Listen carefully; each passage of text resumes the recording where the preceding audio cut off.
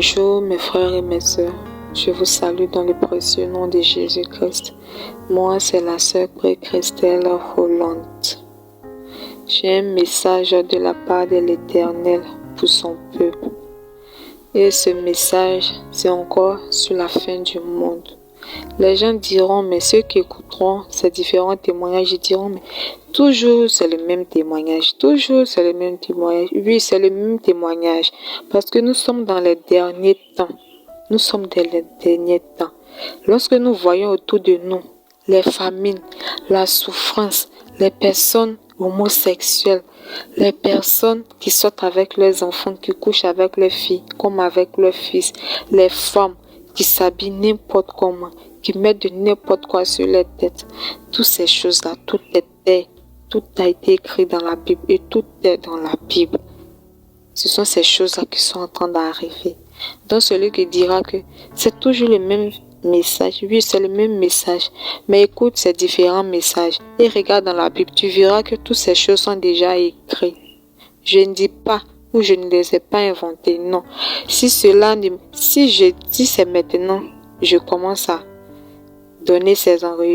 faire ces enregistrements, c'est parce que des années en arrière, j'avais reçu tous ces témoignages. L'Éternel me les avait déjà montrés. Mais je n'ai pas pris au sérieux. Je me suis dit, bon, ce sont des simples rêves, c'est tout. C'est aujourd'hui je me suis rendu compte que ça n'a rien d'un simple rêve. C'est vraiment l'Éternel qui me les a fait voir. Et à chaque fois que je me réveillais, j'avais tellement peur. Et puis surtout, les songes où il y avait constamment du feu. Lorsque je me réveillais, j'avais l'impression que je brûlais réellement, même étant assise, à cause de la peur que j'avais. J'avais l'impression que j'avais toujours les flammes sur le corps. Pour vous dire que ce n'est pas du jeu, ce n'est pas de l'amusement. S'il y a des personnes que Dieu utilise déjà, ou que Dieu les montre les mêmes choses que moi, ne fermez pas la bouche. Parlez autour de vous, faites des vidéos, des enregistrements si cela est nécessaire et balancez, et que les personnes qui reçoivent ne les gardent pas pour eux, mais plutôt qu'ils les partagent à des milliers de personnes. Parce que nous sommes dans les derniers temps. Nous ne sommes plus au moment d'année, non. Nous sommes au moment des secondes. Le compte à rebours a commencé. Nous sommes dans les derniers temps. Je vais à présent vous expliquer le songe que j'ai fait. De la manière, quand nous regardons les films chinois où il y a des gladiateurs ou bien, il y a des personnes qui portent les habits, les habits ont fait, les casques ont fait, tout ça là. C'était comme ça. C'était un peu comme si c'était deux camps. Et ce camp-là, il y en avait deux camps. Il y avait le camp de Satan et il y avait le camp de Dieu. Maintenant, ces deux camps-là devaient faire un combat. Ces deux camps-là devaient combattre. Et ces personnes-là, elles étaient habillées de la même manière où il y avait les épées, tout ça, de la manière les Chinois là tournent les films là. C'est exactement comme ça que c'était. Et moi, je me souviens que j'étais du côté de Jésus. Et il y avait d'autres qui étaient du côté de Satan. Maintenant, nous avons commencé à combattre. On combattait. Et au moment où on combattait, les gens des deux côtés, des deux camps tombaient. Il y a des personnes qui tombaient et mouraient, des personnes qui tombaient et mouraient. Et le combat s'est fait pendant très longtemps. Maintenant, à la fin du combat, les deux camps se sont couchés. C'est un peu comme si tout le monde était mort. Des deux camps. Parce que j'ai vu, tout le monde était couché. Maintenant, arrivé un moment, il y avait le camp du côté de Jésus, où tous ceux qui étaient morts du côté de Jésus s'élevaient. Tous ceux, je vous le dis, tous ceux qui étaient du côté de Jésus se sont mis à se relever et à monter au ciel. Et j'ai vu aussi ceux qui étaient du côté de Satan. Il n'y en a aucun qui s'est relevé. J'ai vu du côté de Satan, il n'y en avait même pas qui s'est relevé. Tous sont restés morts et couchés.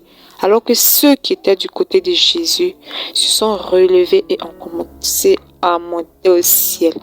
mes frères, ça là, si c'est pas la vérité là, je ne vois pas ce que c'est encore.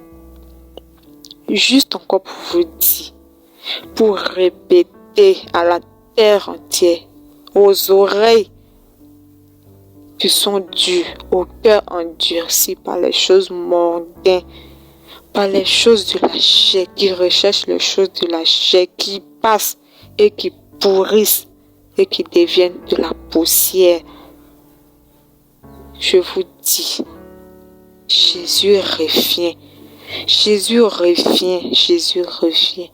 Que tu sois catholique, que tu sois musulman, quelle que soit ta religion, je t'en prie, il n'y a que Jésus seul qui sauve. Il n'y a que Jésus seul. Il n'y en a pas deux. Il n'y en a pas trois. Ça ne sera pas Mahomet qui reviendra vous chercher. Non, ça sera l'Éternel des armées.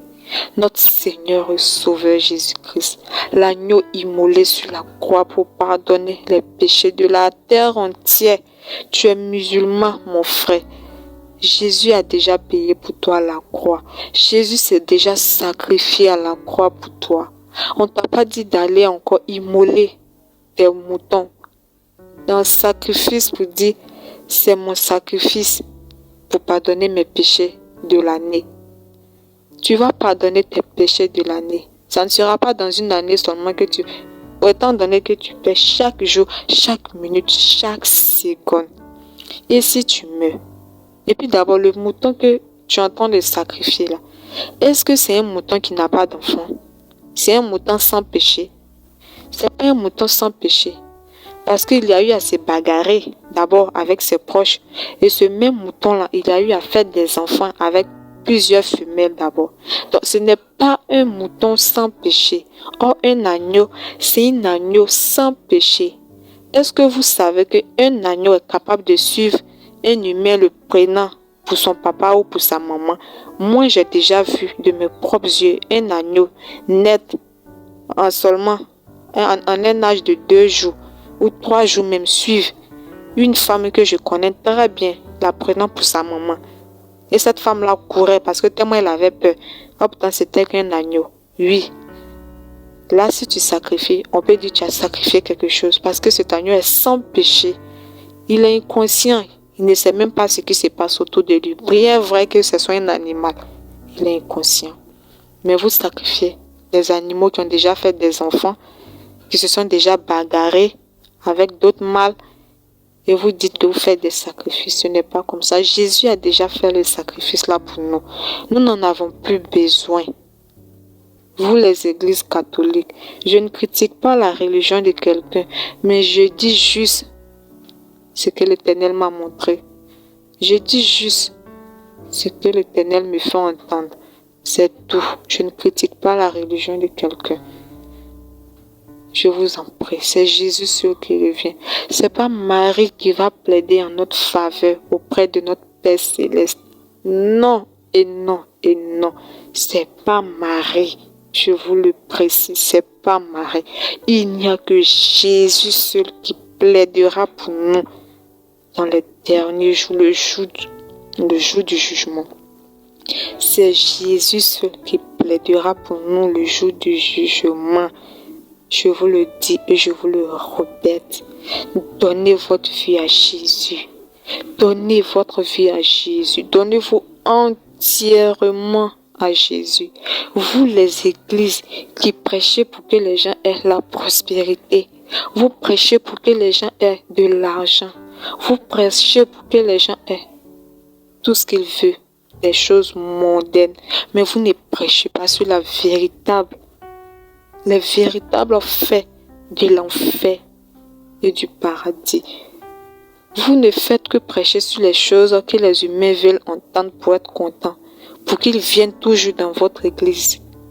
Mais si vous mourrez, vous les dirigeants des différentes religions, lorsque Dieu vous demandera, pourrez-vous leur répondre? Est-ce que vous allez pouvoir leur répondre?